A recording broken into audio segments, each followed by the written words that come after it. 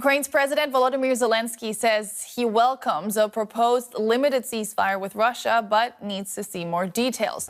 Zelensky says he's open to pausing attacks on energy infrastructure if Russia does the same.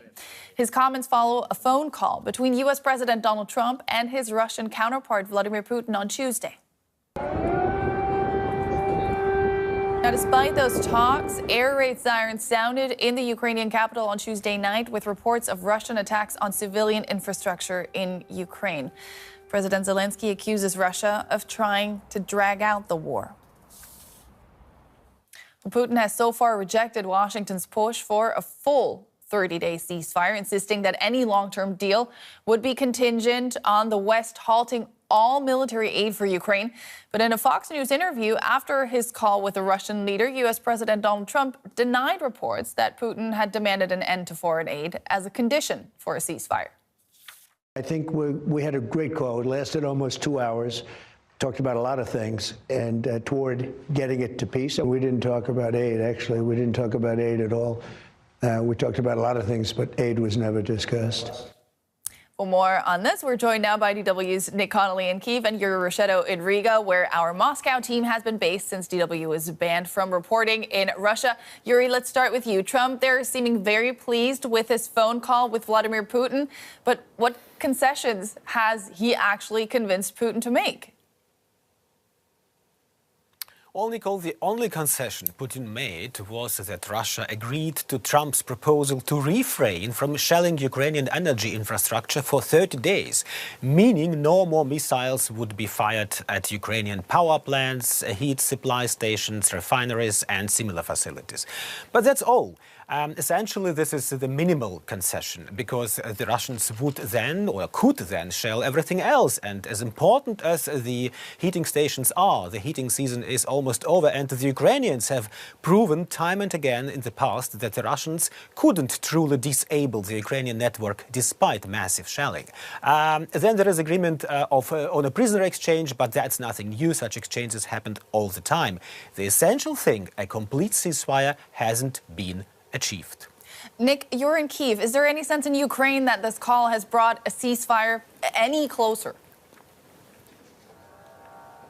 I think there's great skepticism. We heard those air raid sirens just a few minutes ago in the show, and that was the case here in Kyiv when people were looking at their phones trying to make out what exactly Trump and Putin had spoken about. They heard Russian drones once again flying over the city, attempts to shoot them down. I think there is a real fear here that basically Putin is imitating a process, some kind of negotiation process that's going to basically suck Trump in, but also allow Western countries to basically take their foot off the accelerator and not do as much to reinforce Ukraine's army as they should be doing, especially now that American aid is a lot less reliable. And that then when these negotiations at some point run into a wall, end without any result, then Ukraine will be in a weaker position than it is right now. I think it is just about the blame game right now. Putin doesn't want to give anything to Trump, but he doesn't want to say it outright, and that's why we have this answer.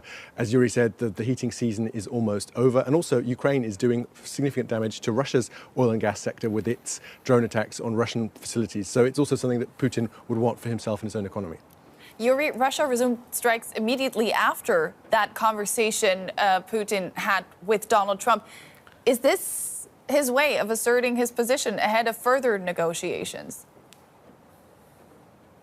I think so, yes. The Russians don't accept weakness. The Russians accept strength, and they want to demonstrate this strength. Currently, the Russians are advancing in Ukraine, and they will continue to advance to gain as much territory as possible. Look, Putin wants to gain time. Nick said it. He plays a game, creates effects, special effects on the front. Putin knows that one day it could be a question of territories that Ukraine might have to give up to Russia in order to reach a peace agreement. There has been more and more talk on this recently. Nick, Russia is tying a ceasefire to huge conditions like the suspension of foreign aid. Has Ukraine had any of its demands met so far? I think that has basically all been postponed, right? This first Trump-Putin call over in terms of a ceasefire has not moved things significantly further. I think that is all left for the future. We've heard the red lines from the Ukrainian side. That is, Ukraine will not agree to some kind of neutral status. It won't agree to reducing its army and leaving itself vulnerable to renewed Russian attack. That's something we've been hearing a lot out of Moscow, that they want to see the Ukrainian army reduced basically to pre-war levels. And it will also not recognize Russian control over Crimea or any other occupied territory. What it can do is it can say, okay, we'll leave those territories that are currently controlled by Russia to future negotiation. We won't try and take them back by force for now. That is something for the future. That is, I think, the only compromise that works politically inside Ukraine. But I think we're just not there yet. And I think there's a sense here in Ukraine that Trump wasn't listening to the Ukrainians when they said to him, Putin still wants to get everything he wanted in 2022. And now they're basically having to let Trump make his own mistakes, see that his diplomatic talents aren't going to get any new concessions from Putin.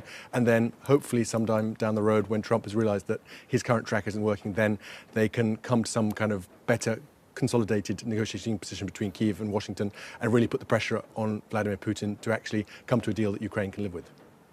Yuri, talks in Saudi Arabia between the U.S. and Russia are to resume on Sunday. The White House is still set to continue pushing for a full ceasefire.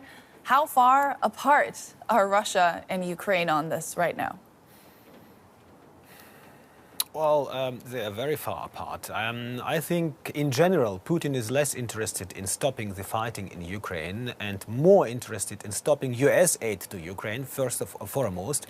It's quite remarkable that Trump explicitly denied that this issue was on the agenda. The Kremlin story is quite different, Nicole. A statement released by the Kremlin after the talks claimed that Putin had demanded a complete stop to military aid as a key condition for the start of a peace settlement. Putin clearly sees himself as the winner at the moment, not only militarily, but also diplomatically. And this puts Russia very far apart from Ukraine, I would say, for the negotiations in Saudi Arabia in the next days. Nick, how much of a feeling is there that the U.S. is really acting in Ukraine's best interest in these negotiations? Well, that's the thing, Nicole, right? We were in a situation just a couple of months ago under Biden in the White House that the US was a de facto ally of Ukraine's. Now, the question is Trump just a mediator as he claims to be, or is he actually a Russian ally? We've certainly seen him putting a lot less pressure on the Russians for now than the Ukrainian side. You'll remember the kind of extraordinary pressure put on Zelensky to agree to a full-scale ceasefire, and now Putin offers him basically nothing and gets a lot of praise from Donald Trump. So there's a real worry, but I think for now the Ukrainians are going to keep quiet. There's a lot of pressure on them from Paris and London to basically give a lot of praise to Trump in public, to not call him out as Zelensky did with pretty dire results recently, and to basically look what Trump actually does rather than what Trump says, hope that he actually ends up supporting the Ukraine position more than he does in terms of the kind of rhetorical level, and then also just give the Europeans some time to prepare their offers here. We've got Keir Starmer talking about peacekeepers, the French also involved in that, so there's a real hope now that they can win some time and allow Europe to do more in a situation where Trump obviously wants to get out of this as quickly as possible. Nick Connolly in Kyiv and Yuri Rochedo in Riga, thank you both so much for your time.